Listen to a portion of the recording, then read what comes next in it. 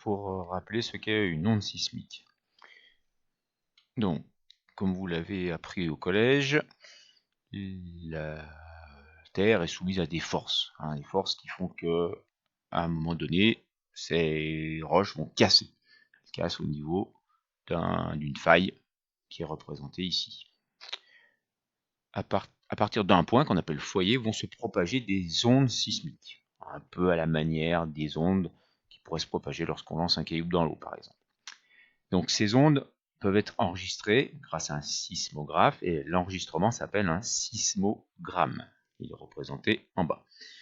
Donc sur un sismogramme, on peut voir ces ondes, ces oscillations, ces vibrations du sol. Alors, il y a tout d'abord ce qu'on appelle les ondes P. Alors on s'appelle simplement P parce que ce sont les premières à arriver.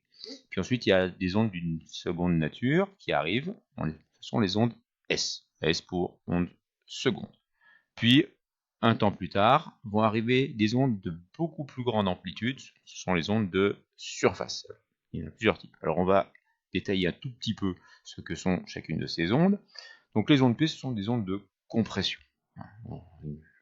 Donc on voit que les terrains sont comprimés, puis ensuite s'étendent pour revenir à leur position initiale.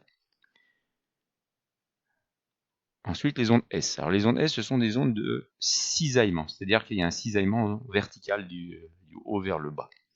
Alors ces ondes S se propagent dans les solides, tout comme les ondes P, mais à l'inverse des ondes P, elles ne se propagent pas dans les liquides, parce qu'on ne peut pas cisailler un liquide.